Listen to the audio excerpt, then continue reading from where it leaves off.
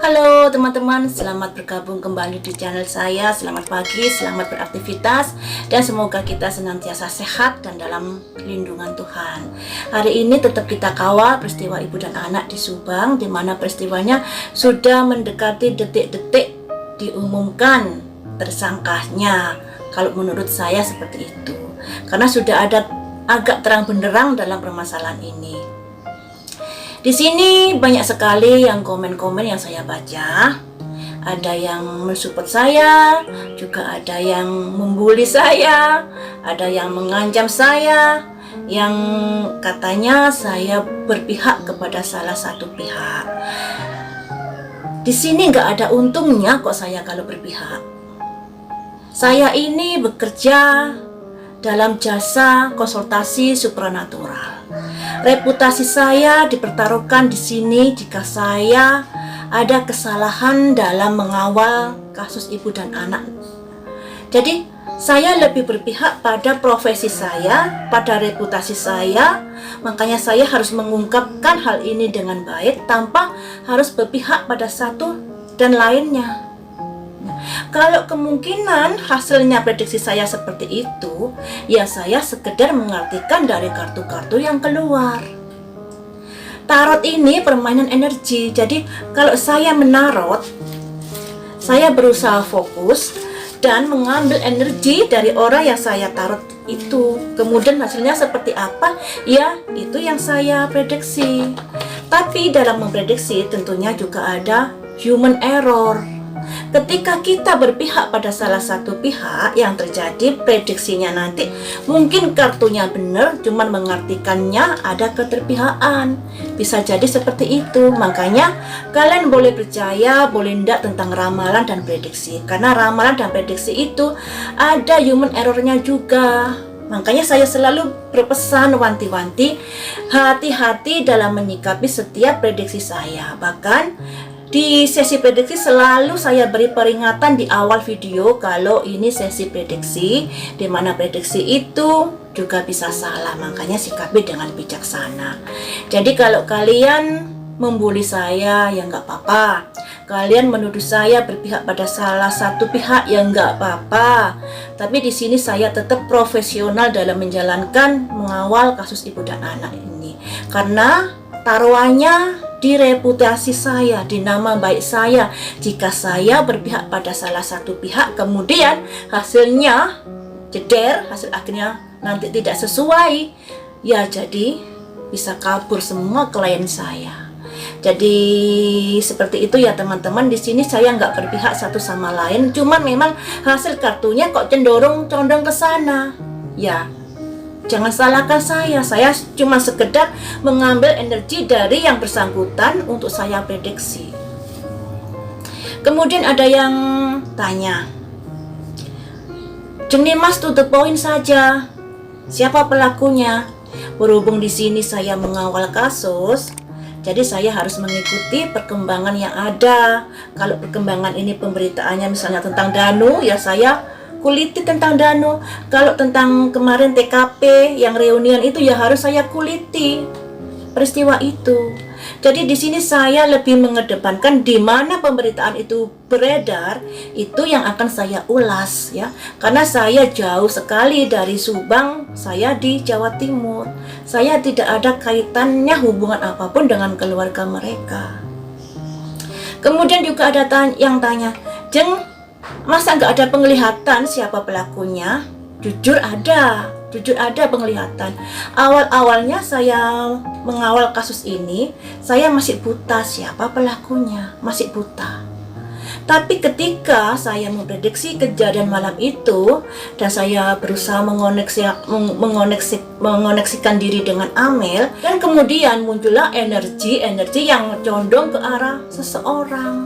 Tapi saya tetap mengedepankan praduga tidak bersalah. Saya tetap mengedepankan praduga tidak bersalah. Kemudian di tengah-tengah proses saya mengawal kasus ibu dan anak ini, saya juga pernah mengungkapkan kalau ada energi negatif yang hadir saat saya berusaha membuka kartu. Itu pun energi sosok di belakangnya juga hadir. Jadi bisa dikatakan saya mengetahui siapa di belakang ini. Tapi saya tetap mengedepankan asas praduga tidak bersalah. Karena intuisi, penglihatan itu juga bisa salah. Saya harus mengumpulkan kepingan demi kepingan cerita-cerita yang sedang berserakan ini menjadi satu alur, baru kita bisa, oh benang merahnya seperti ini, oh seperti ini, oh seperti ini, oh ternyata penglihatan saya benar. Ya, jadi seperti itu, nggak semudah kalau ada penglihatan jedar. Oh ini orang begini begini, nggak bisa. Apalagi di sini proses hukum, kalau kita salah ngomong, kasihan orang yang diomongkan, kasihan sekali. Makanya juga harus hati-hati di sini. Nggak apa-apa sih kalian memaki-maki saya, nggak apa-apa. Saya nggak akan menanggapi. Kalian bilang begini begitu, nggak apa-apa. Sekalian ancam saya, nggak apa-apa. Saya lebih berpihak kepada profesi saya, taruhannya reputasi saya. Kalau saya sampai gagal total dalam mengawal ini, dalam arti kata, yang namanya orang kan pasti ada human errornya. Paling enggak lah ada kebenaran 75% atau di atas 50, itu sudah sesuatu yang bagus untuk reputasi saya. Tapi andai kata apa yang saya prediksi ini ada kegagalan di bawah 50%, kesalahannya di bawah 50%, yang namanya klien saya yang di Indonesia maupun di luar negeri bisa kabur semua. Karena mereka juga tentunya menonton tayangan saya. Ya, jadi di sini kalau kalian bilang saya bela ini, bela itu, ya terserah kalian. Tapi saya lebih mengikuti dari energi kartu saya yang keluar. Saya lebih percaya dari kartu-kartu saya yang keluar daripada kedua belah pihak orang ini, yaitu Pak Yosef dengan Yoris. Saya lebih percaya pada energi yang saya tarik dan saya salurkan melalui kartu saya itu. Walaupun kadang-kadang ya kartunya benar, simbolnya benar yang keluar, tapi kita salah ngartikan, itu juga sering terjadi. Makanya saya wanti-wanti, mari kita prediksi bareng-bareng. Kalian juga bisa mengartikan sesuai dengan panduan dari arti-arti di kartu saya. Saya beri kewenangan kalian juga mengartikan. Kita sama-sama mengawal ini peristiwa kasus ibu dan anak di Subang. Nah, kalau kita kumpulkan dari kepingan-kepingan dari prediksi saya yang ditarot, tentunya kalian pasti tahu juga arah angin kemana prediksi saya ini. Walaupun sebenarnya saya tidak mengarahkan arah angin itu kemana. Nah, jadi makanya juga saya nggak nyalakan kalau orang itu negatif thinking kepada saya.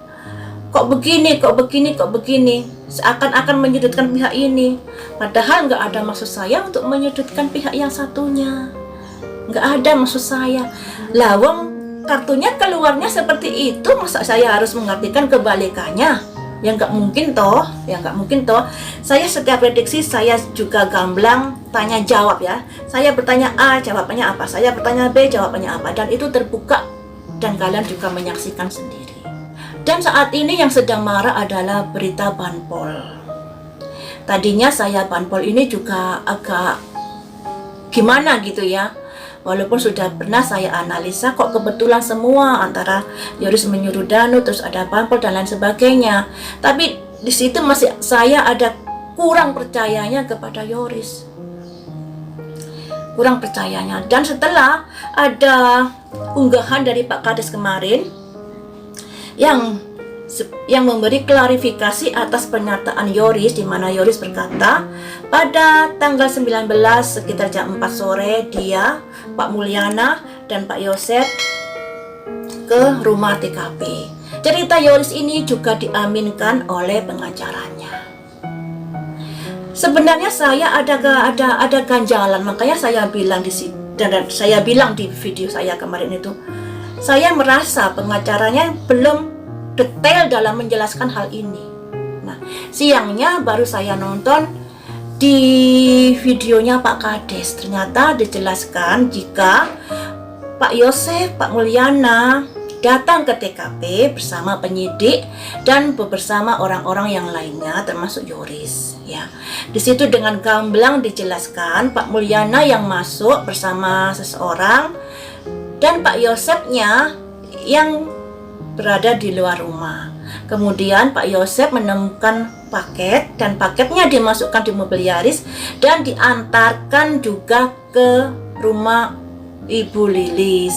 Itu pun dengan Yorisnya. Tapi kenapa ceritanya dipenggal sama Yoris? Apa tujuannya? Tujuannya untuk memframing keadaan yang untuk memojokkan Pak Yosef dengan Pak Mulyana. Di sini juga ada keinginan Yoris untuk memframing dari pihak kepolisian. Nah, dari sini saya jadi agak kuat negatif thinking saya masalah banpol ini.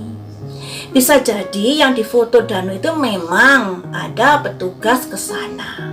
Tapi petugas ke sana itu belum tentu menyuruh Danu untuk menguras bak mandi. Tidak ada saksinya di sini, tidak ada saksinya. Tapi bisa juga menyuruh menguras bak mandi. Mungkin ya alasannya karena bak mandinya bau. Tapi itu sudah seizin, mungkin sudah seizin dengan pihak yang di atasnya. Tapi ada cerita yang diplesetkan Danu di sini dan memframing pada pihak kepolisian. Nah, jadi agak rincu di sini ya. Kalian jangan terlalu percaya adanya percakapan, adanya foto. Karena kedua belah pihak ini, baik Yoris dan Danu, kenyataannya juga bisa berbohong seperti itu. Sekalipun menyebut nama Uci, katakanlah Uci benar ada petugas yang di polsek sana, tapi belum tentu apa yang dikatakan Yoris alur ceritanya itu seperti keadaan yang sebenarnya. Contohnya tadi, Yoris menceritakan kalau Pak Yosef masuk dan Pak Mulyana di TKP bersama dia. Dia menceritakan hanya 3 orang, seakan-akan hanya 3 orang yang masuk di TKP. Tapi kenyataannya banyak orang. Dan juga ada penyidik juga, ada petugasnya juga. Jadi sudah ada titik terang di sini. Terserah kalian mau ngomong saya bela Yosef, bela Yoris, bela ini, menyudutkan Yoris dan ini. Terserah kalian bilang ngomong seperti itu. Tapi lawak alur ceritanya sudah gamblang seperti ini. Ya. Seperti ini, makanya jangan ada keterpihakan di antara kalian. Mereka bertiga ini backgroundnya kasus peristiwa yang seperti itu. Untuk apa diidolakan? Dengan tidak mengidolakan, kalian bisa melihat alur ceritanya nih secara gamblang. Secara gamblang. Apalagi di sini saya kan profesi saya sebagai seorang paranormal, punya biro jasa konsultasi. Tentunya reputasi saya dipertaruhkan di sini jika saya ada keterpihakan. Andai kata saya terpihak kepada Pak Yosef, kemudian Pak Yosef salah, apalah saya? Bunuh diri namanya. Andai kata saya harus memihak kepada Yoris dan Danu seperti yang kalian inginkan, itu juga bisa membunuh diri saya. Karena kenyataannya seperti ini, ya. Jadi di sini guys, saya pastikan saya tidak berpihak pada satu sisi. Walaupun sebenarnya saya melalui intuisi saya, melalui penglihatan saya sudah mengetahui siapa yang berperan besar di sini. Tapi tetap saya nggak mau mengungkapkan itu karena masih intuisi, masih penglihatan. Ini ranah-ranah hukum, harus berdasarkan barang bukti. Jadi saya ya harus mengikuti aturan-aturan yang berlaku dalam mengawal proses ini. Banyak kesulitan yang saya hadapi dalam mengawal kasus ibu dan anak di sini. Mengawal itu lebih sulit daripada memprediksi to the point. Dalam mengawal kita harus mensinkronkan antara analisa dan intuisi saya. Intuisi saya bilang begini, tapi analisanya gini. Ketemu nggak antara analisa dan intuisi? Nah, seperti itu. Dan di sini kayaknya sudah ada titik temu antara analisa saya dan intuisi itu. Makanya saya berani bilang sudah ada titik terang dan tidak akan tenggelam kasus ini. Ada pihak yang ingin menutupi kasus ini, peristiwa ini dikarenakan terlalu sayang pada keluarganya. Namun si pihak keluarga ini terlalu ibaratnya dikasih hati ngronggo merempelo, bahasa Jawanya seperti itu. Dikasihani malah menghujat. Akhirnya seseorang yang berusaha menutupi apa yang terjadi ini, pada akhirnya buka-bukaan juga. Karena ya yang namanya orang yang dikasihinya seperti itu, apa boleh buat, akhirnya dibuka juga permasalahan ini. Jadi seperti itu teman-teman, kalian boleh menghujat saya, boleh membuli saya, boleh mengancam saya. Saya tetap akan terbuka dan akan menerima semuanya itu dengan lapang. Dan saya lebih mengedepankan nama baik, reputasi saya dalam supranatural yang sudah saya geluti ini, dan harapan saya segera terungkap semuanya, segera diumumkan, karena titik terang itu memang sudah ada, ya, titik terang itu sudah ada. Baiklah, lain waktu kita sambung lagi dengan ulasan yang lainnya. Jangan bosan-bosan nonton di channel saya, dan jangan lupa untuk selalu subscribe ya. Terima kasih atas dukungan kalian.